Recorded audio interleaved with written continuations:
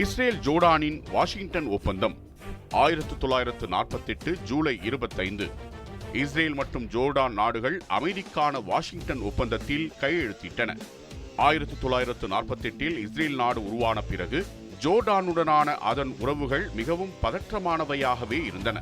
1948, 1967, 1973 நடைபெற்ற இஸ்ரேல் அரபு போர்களில் ஜோர்டானும் பங்கேற்றது.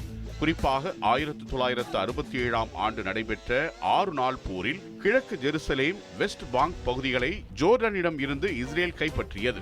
இந்த நிலைமை பல ஆண்டுகள் நீடித்தது. 1990களில் மத்திய கிழக்கில் அமைதி ஏற்படுத்தும் முயற்சிகள் பலராலும் தீவிரமாக முன்னெடுக்கப்பட்டன. 1993 இஸ்ரேல் மற்றும் பாலஸ்தீனின் PLO இடையே கையெழுத்தான ஓஸ்லோ ஒப்பந்தம் ஜோர்டான் இஸ்ரேல் இடையேயான சமாதான முயற்சிகளை ஊக்குவித்தது. இதனைத் தொடர்ந்து 1994 ஜூலை 25 அமெரிக்க அதிபர் பில் கிளின்டனின் மேற்பார்வையில் இஸ்ரேல் பிரதமர் இசாக் ராபினும் ஜோர்டான் மன்னர் கிங் ஹுசைனும் வாஷிங்டனில் வாஷிங்டன் டிக்ளரேஷன் எனும் புரிந்துணர்வு அறிக்கையில் கையெழுத்திட்டனர்.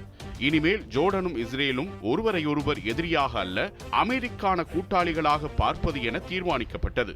இரு நாடுகளும் ஒன்றையொன்று அதிகாரப்பூர்வமாக அங்கீகரித்து தூதரகங்களை ஏற்படுத்த ஒப்புக்கொண்டன. இரு நாடுகளுக்கிடையேயான நில எல்லை உரிமைகளை தீர்க்க நில அளவைகள் மற்றும் வரையறைகள் குறித்து ஒத்துழைக்க ஒப்புக்கொண்டன.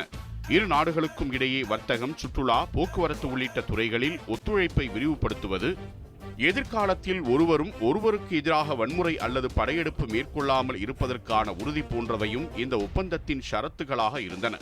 வாஷிங்டன் ஒப்பந்தம் இஸ்ரேல் மற்றும் ஜோர்டான் இடையேயான பல ஆண்டுகளான பகையை முடிவுக்கு கொண்டு வந்தது. இரு மத்திய கிழக்கு அமைதி முயற்சிகளில் ஒரு முக்கியமான படியாக அமைந்து பின்னாளில் இரு நாடுகளுக்கிடையே கையெழுத்தான முழுமையான அமைதி ஒப்பந்தத்திற்கு அடித்தளமாக இருந்தது.